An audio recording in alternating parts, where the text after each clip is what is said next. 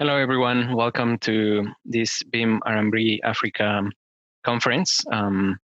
It's a great pleasure to be here with you. Thanks to you for being part of this initiative. I was lucky enough to start collaborating with BIM R&B Africa from the very beginning. And it's an amazing team. I must say that they have done an amazing job in putting this together, and I'm just helping wherever I can. Let me introduce myself a little bit. I'm Bruno Martorelli. I'm a senior architect and BIM manager of SSH.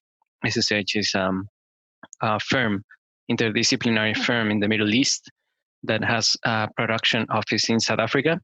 We're currently close to 1,000 employees, and we work mostly in projects in the Middle East, in Dubai, Kuwait, Bahrain, Oman, Saudi Arabia, and recently one in South Africa. I'm mainly an architect by profession, but I'm fascinated by technology and specifically by BIM management. So yeah, it's been a passion of mine since 10 years ago when I started working with Revit and all things technology in architecture. And now I'm the BIM manager for parts of the Middle East. I'm handling the ISO certification, the workflows, the research and development of the offices in South Africa, Bahrain, Oman, and Saudi Arabia. And I'm very excited to be part of this BIM revolution. Recently, I am also, I just about to finish a diploma in user experience design, which is basically a study of how technology interacts with human beings, or human beings interact with technology in both ways. And it has, I'm very passionate about it because I love psychology as well. And I think architecture has a big part of psychology behind it. So I think there's a lot of things that user experience can be applied to architecture and specifically to BIM, building information modeling. And on top of that, another one of my passions, and with this I finish introduction, is generative design, which is using algorithms to solve design challenges and in a faster way, basically by doing thousands of iterations in seconds, so you can choose the best solution through the shortest possible route. So yeah, that's me, and thanks for coming. I wanted to start from the beginning. There's so much hype about BIM. You are here because you love BIM, or you participate in BIM, or you want to know more about it. And the idea of this conference, or this webinar that I'm giving you, is just to give you a bit of insight of how building information modeling can help energy analysis and green building design. This is not a tutorial because I'm not going to go into detail of how to do things. It's more like a review, just an overall view of where we're at and what the future is holding in terms of green building design in relation with BIM. But let's start from the beginning. What is BIM? I mean, if you Google this, you'll get hundreds of different answers to this. And I will say I can acknowledge that there's not one answer. But down to its essence, BIM is a communication tool. It enables to make better decisions with regards to the life cycle of any building project. If BIM doesn't help us to do better decisions, then the whole point is just wasted. What's the point of modeling something in 3D for the sake of doing it when it doesn't yield any return on investment to the client, or to the user, or to the architect? So at the end of the day, BIM is a tool and is a communication tool that enables us to make better decisions. And what is green building? Well, together with BIM, green building is one of those terms that has been hyped up in the construction industry recently, I would say in the last 10, 15 years. Because suddenly we are realizing that the buildings and the energy footprint of buildings are responsible for 70% of the pollution, which is quite a lot. I mean, obviously, I'm taking into account industrial buildings. So if we optimize or fix a little bit of that carbon emission and carbon footprint of our buildings, then we will be making a huge difference in the long run to our environment. And that's the whole point of doing green buildings. So green building is basically achieving an environmentally neutral building or positive building where with regards to energy consumption. So it's optimizing everything that we can optimize to make it more environmentally friendly. However, obviously, the big challenge of green building, and when you speak to clients about it, the first thing is they will say is, okay, yeah, I want to help the environment, but how much is this going to cost me? I mean, if I need to pay double the amount of what was going to pay because I want to help the environment, well, it's not going to work, right? So the expense of doing a construction of a green building is definitely higher, slightly more higher than the conventional construction system. But it has excellent advantages. I mean, you can some of the tangible advantages that we have in green buildings is to reduce the water usage. 30-40% energy savings as well, 20 to 30%, and on top of that, we have all the user experience advantages that it brings. Improve their quality, better their lighting, better health, comfort, well-being. So there's a lot of hidden benefits that in the long run, maybe the owner won't be able to capitalize on, but the users and in general society will definitely benefit from it. So overall, green building, just to conclude this slide, is a trend that enables us to achieve more energy efficient buildings, which is quite an interesting goal to have.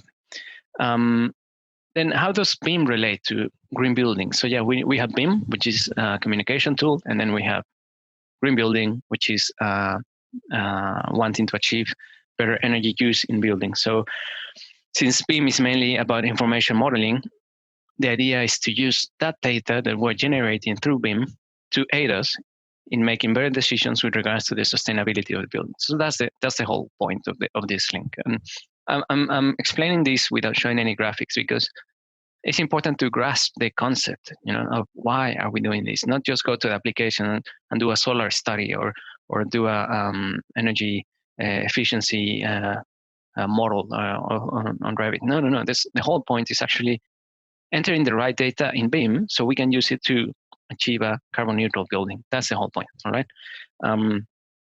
We have many BIM related tools that enable us to use that BIM information to make better decisions with regards to green building.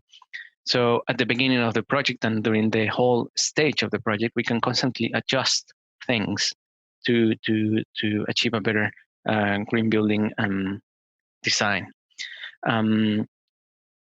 And through iteration, we can obviously reach an energy efficient building that is certified, like it really achieves a big impact on the environment. There are many analysis tools. I'm gonna show you a bit my favorites, but there are so many. I mean, we have Ecotect, we have a Green Building Studio, we have Energy Plus, we have even BIM softwares that Graphisoft used to have one very good, but I'm not sure if it's still current. I'm not a big user of ArchiCAD. Bentley does have one. ArchiCAD I already mentioned. Revit obviously has one, which is the one we're going to speak about. So as I said, there's plenty of tools out there. However, as you will see in this brief presentation, user experience is always lacking. I mean, you'll find that many of these pieces of software are difficult to use or difficult to understand, and sometimes they don't integrate very well with the 3D software. So it's just you go through all this process of trying to input this information. Then what you get is not very usable, So as I said, user experience for me is very important. I think in general for you is also important. Maybe you didn't know it was called user experience, but it's basically how do you feel when you use a piece of software? Do you feel helped, or do you feel frustrated? Do you feel annoyed? Do you feel? I mean, I'm a big Revit user, and I can tell you many times I feel frustrated in Revit because I'm trying to do something and then Revit doesn't get it. So that's bad from the point of view user experience. Is the program difficult to understand? Is it making your life complicated instead of helping you to achieve your goals? So when we look at the tools available for green building design from the point of view of user experience, you'll see that sometimes we fall short, and that's the part of the things that I will mention at the end of how we can improve this. All right, so as I said, there's plenty of tools out there, but I'm going to focus on my favorites, which is these three tools that I'm going to show you now. Sapphira, then we have Cove Tool, and then Autodesk Insights, that / Autodesk and Building Studio, because they work together. So yeah, let's have a look first at Sapphira. So in this short video, we're going to speak about Sapphira first. Sapphira works with different plugins. It's mostly a web-based application. Once you get the geometry out of whichever program you're working with, which can be SketchUp, for example, or can be Revit. In this case, we're using Revit. As you see, Sapphira has a Revit plugin that enables you to generate the information that Sapphira needs actually to work on the project. It will generate different 3D views based on the walls, for example, or the windows that you need, the glazing amount, the window to wall ratio, and it will show you in this little tab that appeared now. You can also change the use of the building, if it's residential, if it's office building, and also you can change the location, right? In this case, I'm going to leave it like that. Then you can also have like general properties for the model, like for example, what's the baseline in terms of energy modeling. So in this case, we're leaving it as it is in the Azure compliance of 2013. Then you have different options that you can test in real time. Some very basic results in terms of the ventilation rate, the wall insulation, the quality of the floor, and see more or less in real time what is the effect on the energy consumption on your building. In this case, it's taking a bit longer than expected. So I'm going to show you, I'm going to go to the actual, I'm going to cancel this and go to the actual daylight analysis that is basically web-based. You do need an internet connection to check the daylight analysis, but it gives you more or less what you're seeing on the screen, which is a floor plate that shows the daylighting of the building based on the windows that are specified in your model. So basically, once you generate those 3D views and export it into Sapphira, Sapphira will get this model that you're looking at in the screen, and based on that, it will calculate the daylight analysis. And you can also change the date and time, how direct the sunlight is. This affects basically the geographical location. And then you can also have a look and go into the actual web page of Sapphira, where the Sapphira will have that model that you were checking will get uploaded, and you can actually perform additional analysis on the building. And you have like a baseline concept, which is basically the one you uploaded, and then you can choose different scenarios, changing different parameters of the building, and see how it actually affects your energy consumption. In this case, we're looking at the envelope section. You can obviously see the glazing ratio, the wall to window ratio as well, the building orientation. So all these things actually affect how the Sapphira calculates the energy consumption of your model. Then you have options as well for the windows, for the glazing. If you add some shading, you can have different scenarios, and Sapphira keeps track of these different scenarios for you, so you can compare what is the effect in the annual energy costs that different combinations of things actually have in your building. You can also change, in this case, like the use, the building use. In this case, it's an office. You can also change the HVAC system. You have a very good different options to select like different HVAC systems. Then water side, you also have like the source of hot water. It can also be, you have different options there. And natural ventilation is another option that shows as well that Sapphira actually tells you that it has to do some changes. So I'm not going to go into that. And obviously the zoning, in this case, you can select what type of zoning do you want. In this case, we want each room to be one zone. So we're going to leave it like that. And you can select different options for each different zone, as you can see here. For example, you have mixed use building, you can have zones that are residential and zones that are office. And then you have like the energy breakdown, as you can see. You can also compare the energy breakdown to get an idea in the different scenarios. In this case, we have the improved insulation, and it shows you like a different, you can also download the data in Excel sheet. So yeah, there's a lot of options that Sapphire has. You also have the peak loads for the different floors, and then it will actually show you the peak load per room, which is actually quite interesting, because then you can also determine which rooms are actually having issues with regards to the peak load. You have the zone sizing and the plant sizing as well, which is generated automatically in each scenario. And the free area is also like the obviously the natural ventilation is affected by the free area. And it, as you can see, Safari is giving us a warning there.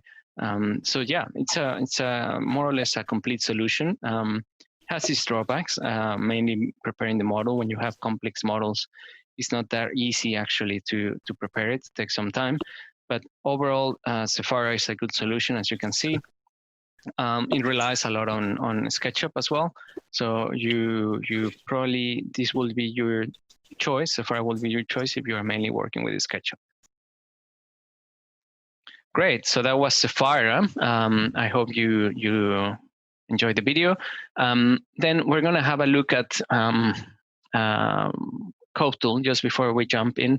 I think the main challenge of Sapphire, as I mentioned in the video, is the integration with the modeling tool.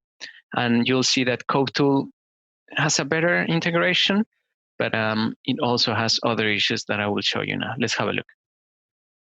So we're in the CodeTool now. Let's have a look at it. The interface is pretty sleek in general. You can start in this homepage where you can select your role.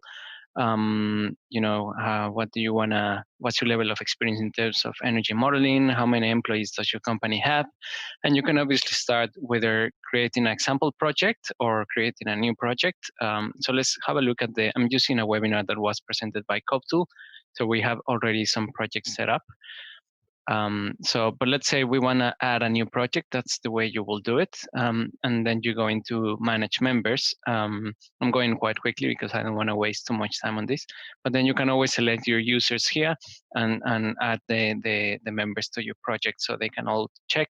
Then you have like different typologies. In this case, if you have a mixed use building, you can select several typologies. It's a bit of a complication Revit-wise because then you have to create different models. That I will explain more in detail in the final review. But let's keep it simple for now. So let's choose one project typology, which is office. And then in case you want to ask for help, they have a very good technical team. They have a lot of money behind this project, this CodeTool project. And you can see that they have a great staff behind it. And you can ask any question, they will help you. And obviously, then you can choose the selection, which is one of the most important aspects for energy modeling. I tried selections all over the world, and they have actually, you can actually choose selections even. I mean, I was working on a project in Rwanda, and I chose Rwanda, and they give you very interesting analysis. And then you can obviously select the standard energy code that you wanted to go for, which is also dictates a lot of the efficiency. Then you go to this section where it's a bit complicated, but on the left side, you got the 3D modeling information, and on the right side, you have the manual information.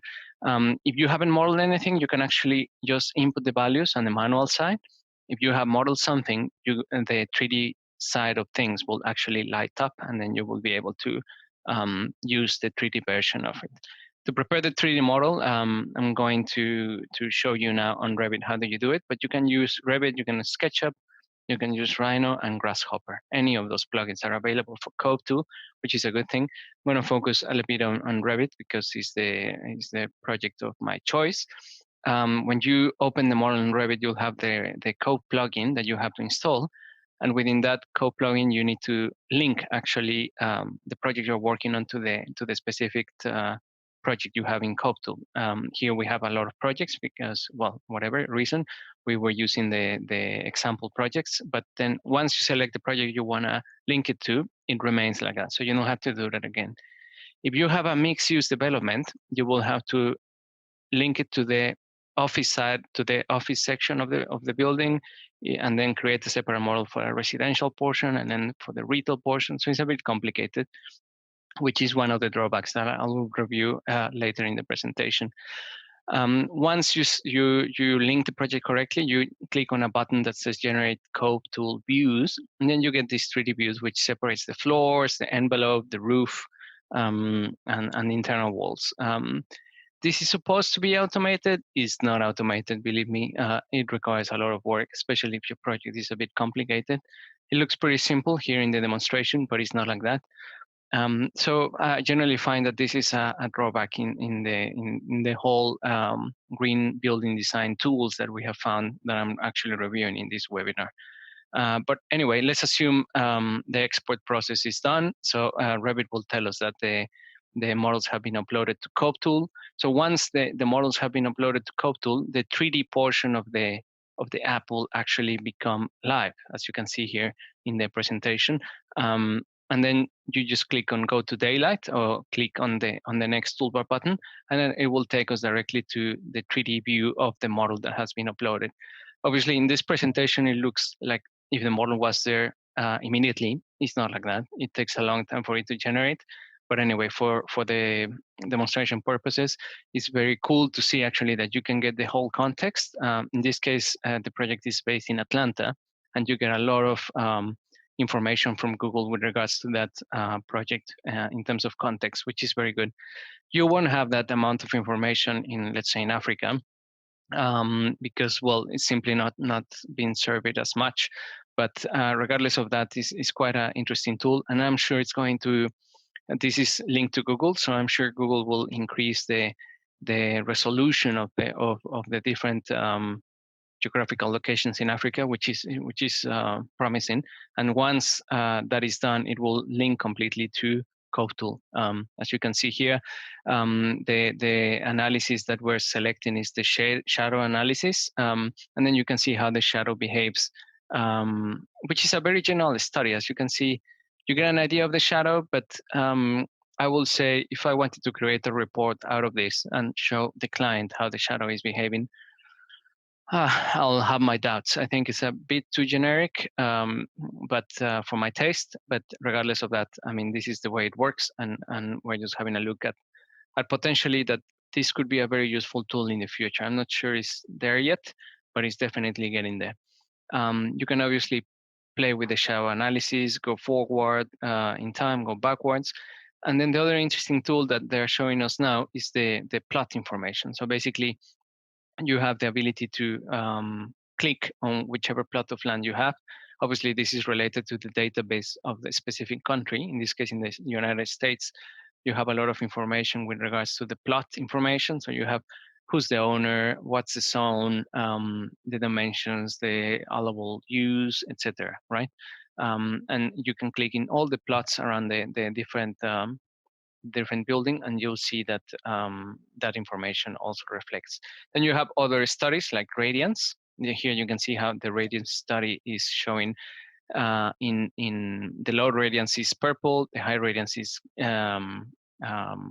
orange, and it can easily show us this is a very useful tool actually to show us the radiance of which are the areas of the building that actually have the most impact in terms of radiance, as you can see. Then you have other studies like the daylight analysis. This tool, for me, it looked way better in the demonstration when I tried it myself. It's a bit too, as you can see graphically, it's not very clear. So it's kind of a work in progress. You can obviously turn the layers off, turn the different floors on and off.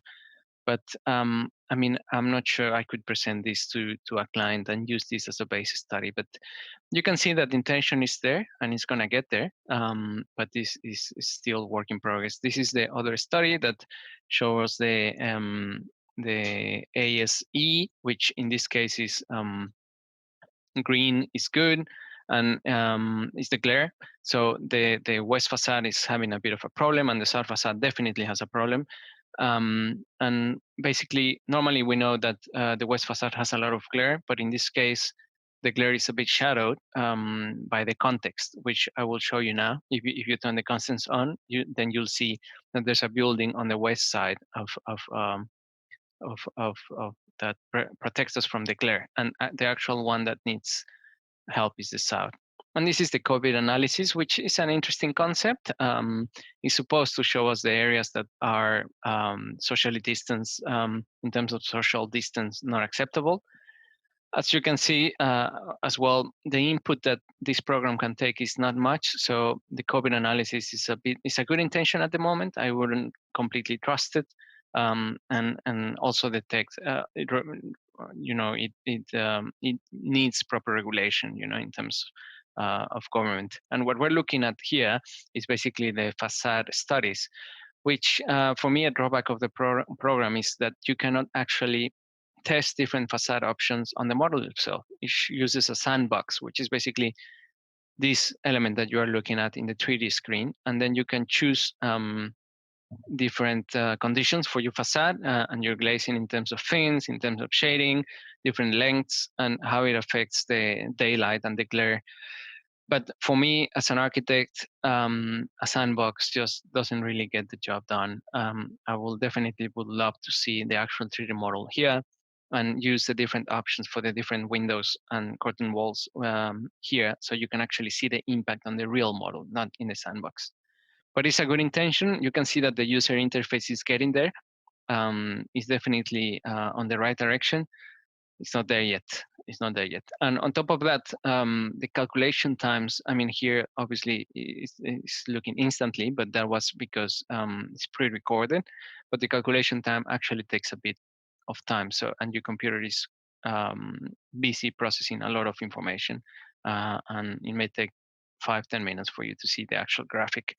Then you have this final report where you can see how the impact of the energy consumption. A lot of it is based in the United States. Like, for example, the 2030 DDX is an initiative by the US to reduce the carbon footprint of the different buildings, which is not relevant for us in Africa because we have our own regulations. But it's just useful to see how these guys work.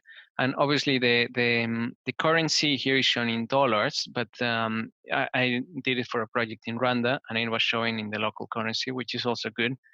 The problem, as you can imagine, is that when you have a big project, the currency is just too long to show on the screen, and it shows all this garbled information, which is not fine-tuned yet. So CodeTool looks very promising. I think it has a lot of potential. It has a long way to go. But of the tools that I reviewed, graphically and in terms of user interface, is one of the most promising ones. And I'm sure it's going to be in the top list soon. So keep an eye on it. So that was CodeTool. I think is as I was saying in the video, is one of my, I think it has great possibilities, and it's definitely going to be the right tool to use in 6 months, maybe a year. But now let's jump into Autodesk, that has their own set of tools. Autodesk is a huge company. They have a lot of resources, and you can see that they kind of drop in that green building studio that was around maybe 6-7 years ago, and they are moving a bit more to the Insight, Autodesk Insight, which is a very interesting solution. Let's have a look. Now we're going to have a look at the Insight from Autodesk. Insight is an application from Autodesk that enables us to do green building analysis.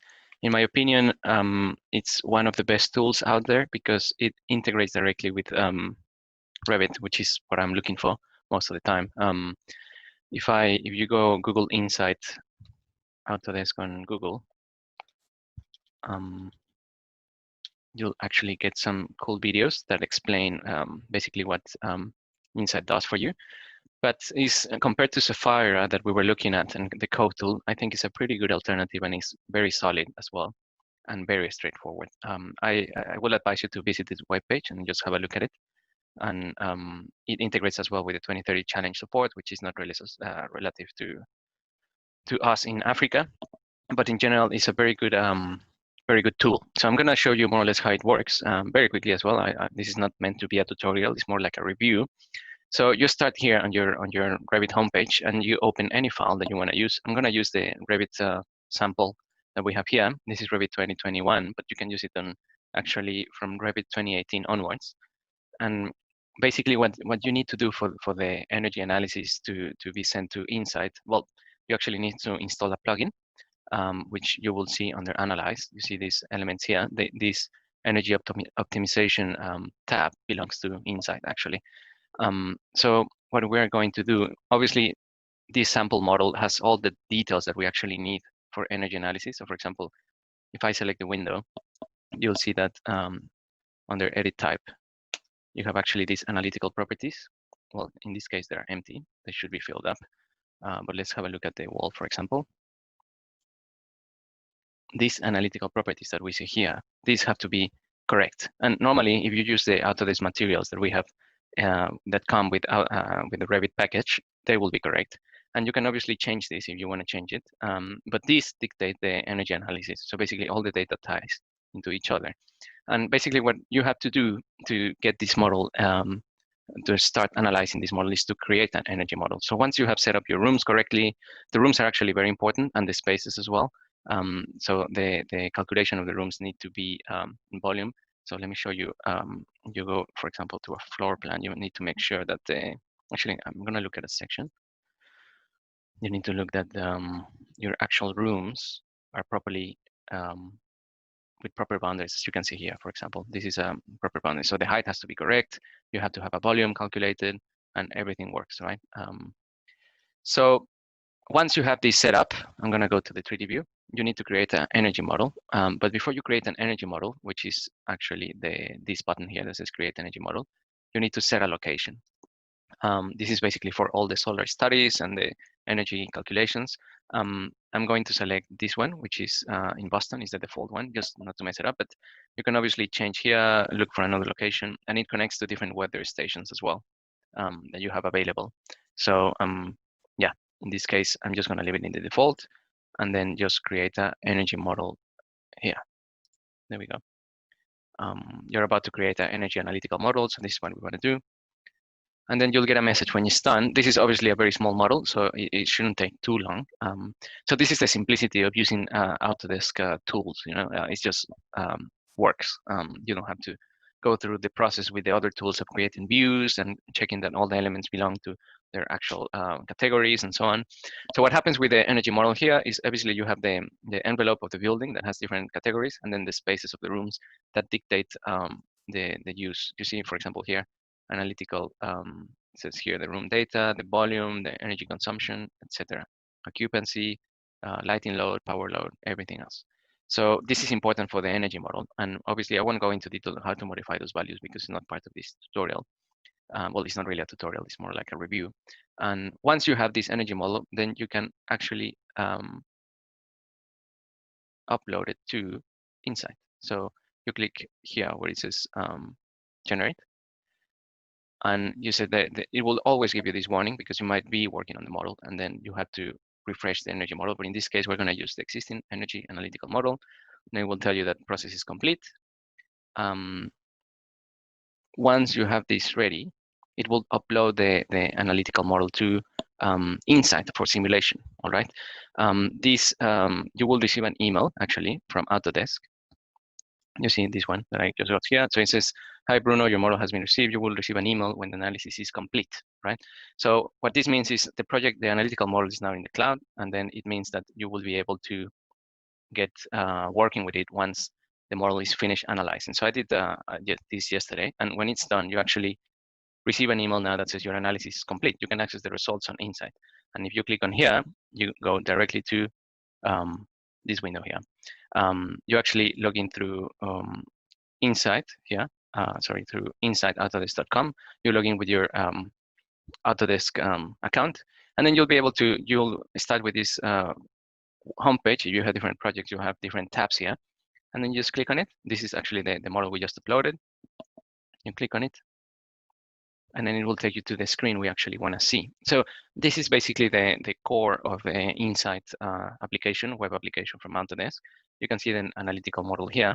And obviously, it looks a bit different from the model because this is just an energy model. So it contains information needed for the energy analysis and nothing else.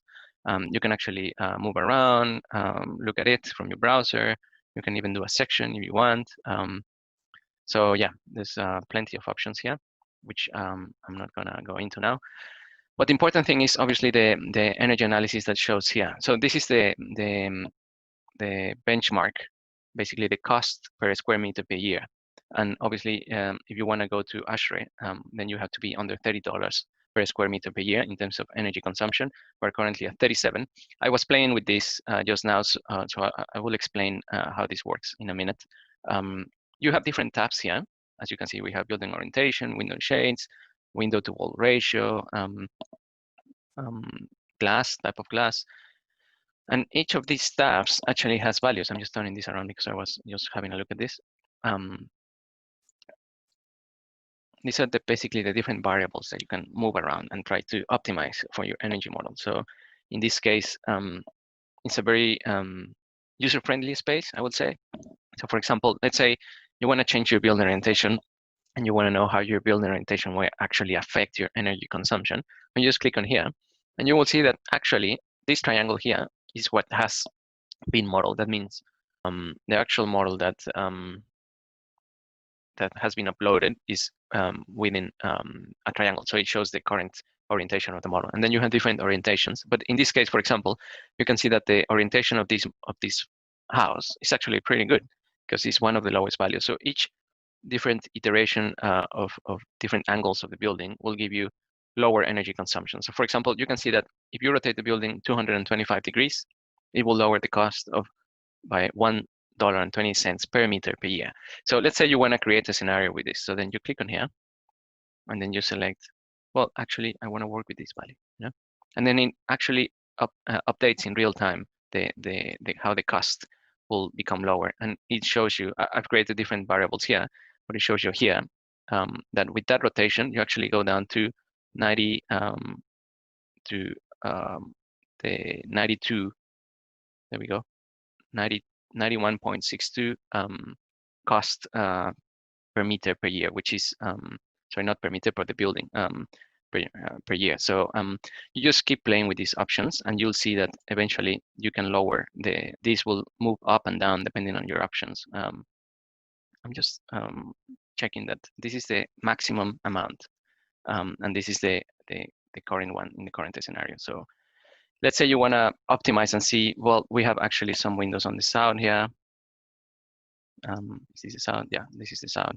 Let's say you want to see how creating, we actually have double glazing here as far as I remember, but you want to see how triple glazing will make a difference. You just go here where it says window glass. We actually selected double glazing. It has been modeled with single glazing, but let's say you want to try triple glazing. So you just extend this way, and then it lowers your value, your consumption.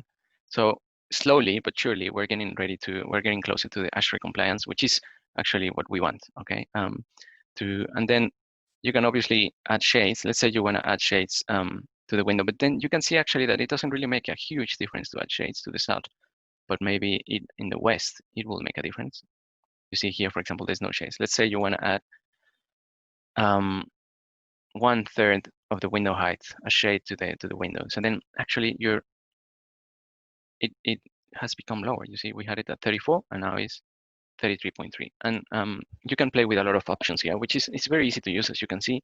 If you want to insulate your roof, you want to have like better infiltration conditions. And then obviously the big one is the HVAC.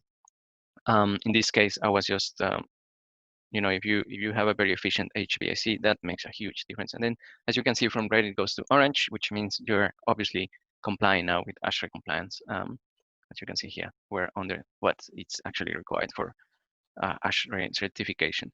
So as you can see, it has other options for solar panels and actually which is the surface coverage and the payback limit. The payback limit is basically how many years do you want to pay back the solar energy panels, so you can actually have more panels on site. But as you can see, it's very easy to use. it has a lot of possibilities. For me, the main asset is that it actually links directly to the model. In my opinion, it may not have as many features as, for example, the Cove tool or the Sapphira, but for a quick analysis, I think it gets the job done in a very easy way. There's a way, and you can actually export these different measurements and create a presentation with them. So yeah, it's a good solution, and it integrates with Autodesk Green Building Studio, which is an advanced application that works as well with this energy model. I'm not going to go into it now, but it has a lot of possibilities. So yeah, it's definitely Autodesk Insight is something to consider. So yeah, that was Insight for you. Before we go further, you remember I mentioned generative design. So common pitfalls of green building design is actually the funds available, as I mentioned at the beginning, because the owner wants obviously to help the environment, but in a budget. He doesn't want to spend too much money helping the environment because then the business is not feasible anymore. So the important thing in green building analysis, and this is what I want to leave you to think about, is how to find the shortest route with the most effectiveness. So basically, what things have the greatest green impact for the lower cost? So how can we achieve the greatest impact with the least amount of money?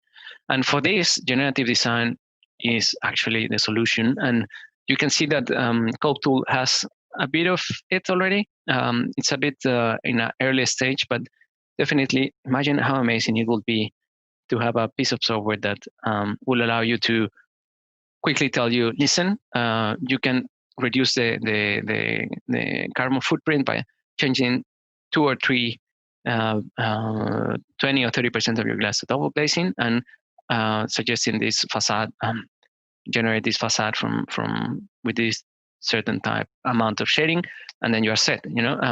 Without having to go through the whole iteration process and spending time on it and so on and so on. So generative design is a great tool. Autodesk is dwelling on it, and I think if you integrate green building analysis with BIM and generative design, you'll get a one-stop solution soon. I'm sure it's going to happen soon, and I think Cove Tool is going to have it, where you're going to see like pop in your building through Revit, quick analysis, and it will show you, okay, you want to achieve this, do A, B, and C, and that's it.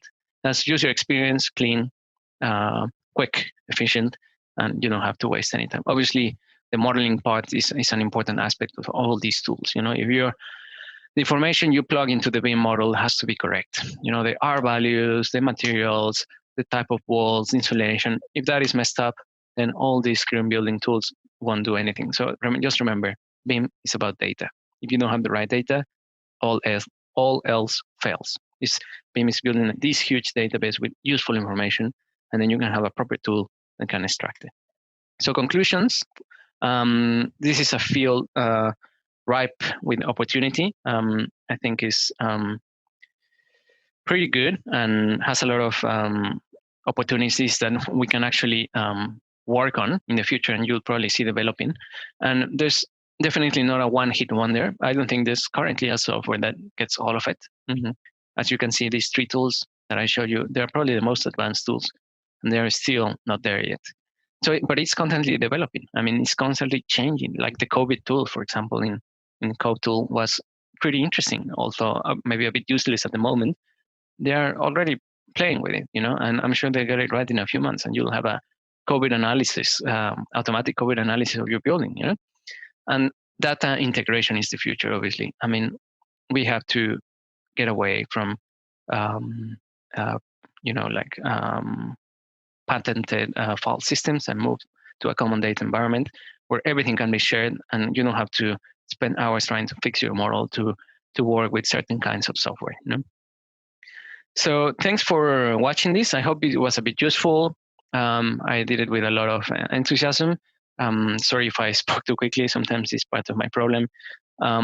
Please reach out if you have any comments or you want to touch base. I'm obviously looking at this field with a lot of interest, and I would love to develop some solutions. So if you have any ideas you want to share, please send me an email. It's there at the bottom of the screen. And thanks for coming and participating in this webinar and to be part of this initiative. And hope you enjoyed it. Cheers.